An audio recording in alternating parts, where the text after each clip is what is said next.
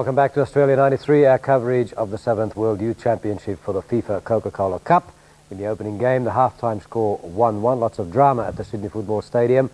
Colombia going ahead first, and then that fabulous equaliser by Milicic in the 39th minute. Rejoining us, Johnny Warren and Robbie Wheatley. Johnny, your impressions of the first half? We looked a little bit nervous towards the middle stages of it, but a nice finish by Australia. Well, understandably, a conservative start by both sides. The pre-match thoughts that we had that Colombia would play with a sweeper are correct, and as such, it's making it very difficult for Australia to penetrate, particularly as Wingle and Cranny, who have been lacking match practice, really aren't at their best, and we need them at their best if we're to stretch Colombia and to open them up. Robbie, we'll be looking at some highlights in a moment, but the closing down tactics of Colombia, and I thought, quite frankly, very cautious defensive tactics, classic visiting side tactics, were a real problem for the Australians. The beginning of the game was very slow, and I think there was no chances to speak of at all in the first 15 minutes, but it allowed the Australians at least to knock the ball around and get themselves accustomed to the surface and to the atmosphere, and I think that was a surprise, actually, that these Colombians scored to start with, but certainly a good opening. I thought so. And what about the courage that the Australians displayed? I mean, I didn't see any sign of nerves, which I was happy not to see. So Les Scheinflieg, I shouldn't think, would be too worried about that aspect of it. Not a lot of sign of nerves, but I think the important thing was the return goal to get them back into the match, and also the fact that players are trying to do things on the ball. It's a good sign for the Australian side, and one that's carried on from the 91 team. I think it's a fair tactic led by Colombia. I mean, okay, they did play a little bit tight, but that's natural away from home. They would approach this game, I would suggest, to get something out of it, if a point, if not to pinch it. And they can do it with a player like Zambrano, as he showed. I mean, they are just so dangerous on the break. Are really one of the top players in the South American qualifiers, and a dangerous player. So if they can keep it tight at the back and pinch it through as they showed with the first goal, that is a good tactic in my book. Okay, well, he's featured pretty strongly in our highlights package. Let's have a look at those, John, and I think you were pretty impressed with the first incident we kept, which was inspired by Mark Wingle on the left. Well, this has to happen a lot more for Australia, Les. Wingle and Cranny really have to get forward a lot more to stretch the Colombian defence. If they're playing with a sweeper, we've got to open them up, and we need those more active, and that was the first occasion it happened. But Colombia showing that on the break they are just so dangerous, they can create something out of nothing, and this was just one example in the first half of where just the nice little delicate touch, suddenly they're in, and they're always a danger and always going to be a problem to us throughout this match. Did you find, Robbie, that our defenders were a little bit nervy at that point? Well, some of these highlights highlight the speed of the Colombians in the receiving, and also their acceleration, which was being dynamic on some points, and I think that's possibly where the first goal came from. So a little bit flat-footed, and I think sometimes when our sweeper is exposed, it means that Zambrano has been left too much time in space. Yellow card for Andrew, for Craigmore, I should say there, and it just indicates that the referees really are under instructions to clamp down.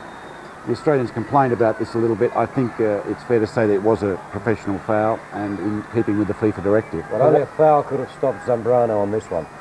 A real highlight of the first half, Les. It was a terrific turn, and unfortunately Australians beaten at the near post. I'm sure goalkeeper Vince Matassa will not be happy with that. It was a terrific turn, and the acceleration there and the strike, it was on goal, but possibly could have been saved. Jerry Harrison saying that there was a touch on there by Kevin Muscat. I did have a better view from this angle, but a series of mistakes, wasn't it? John, too much space in the box there. He's been allowed to turn, and then Muscat did come over and cover, but I think it was a clean shot. We'll get a better angle from behind the goal. Just looking at that, Robbie, how Ante Juric laid back, but I think he pulled out of the tackle actually wisely, because it would have been a penalty otherwise.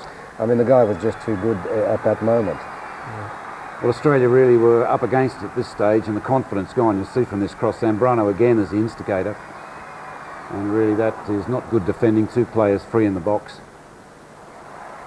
And I really thought here, not coming off the line, probably still a little bit shaken by the goal. And I thought here too, John, that the Australians were really up against it. There's a lot more fluency in the Colombians' play here, and they started to expose us on the flanks and get some good crosses in. but there was more good news to come for the Australians later in the first half. Well, apart from the goal and the timing of it, as you suggested, that the fact that Milicic was on the other end of it is fantastic news for Australia, because he is a talented player. He's been out, he's been troubled so often with injury. But there were question marks before the game whether the Milicic-Agostino partnership would work. It's probably the first time that they've played together, and this goal does involve both of them, started by Tsekenis, the nice layoff from Agostino and the splendid finish from Milicic. The combination here, 1-2 passes, and that's an exciting moment for Australian soccer supporters. A great finish, and certainly leaves the second half in great shape. I think the Australians will go on and take it 2-1. Apart from the pelvic injury that he's been recovering from in the Venezuelan tournament, he had damaged the shoulder, missed a lot of games on the South American tour, and he's a delighted boy, a real talent, and that is going to do an enormous amount of good for his confidence. Let's give credit to Agostino too there for the touch on. A splendid strike from Milicic. What I liked about it, John, was that the Colombians closed down so hard and so attentively in that first half that this really was a nice checkmate move with a good finish. There was no accident about it. Creating something out of nothing, and it augurs well, because that dual striker, the dual two strikers there of Agostino and Milicic are such an integral part of what Australia hopes to do. But this is the danger for Australia in the second half. It's Zambrano again, and defenders hanging off him. That you have to be very careful with him not to dive in if you foul. That's what he's waiting for, the foul in the box. But he's very tricky, very dangerous player, and in this second half I think it's fair to say he is going to be our public enemy number one. All right, there are the stats from the first half, gentlemen. 12 fouls by Colombia, 7 by Australia. And the ball possession is crucial. 56% Australia and 44% Colombia, John. Yeah, the other stat, Les, is 4 yellow cards, which 3 to Colombia and 1 to Australia, and shows that FIFA really serious, that they're going to stamp out any, even minor offence. And well, if let's look ahead then to the next 45 minutes. Robbie, to you first. Les Scheinflug, would he be happy at the moment? Obviously, he wants 2 points from this match, so he wouldn't be totally happy. What would he be saying to the boys? Well, I think he made it quite clear, Les, that he did want 2 points from this opening game. I think it's crucial that we start in such a positive manner.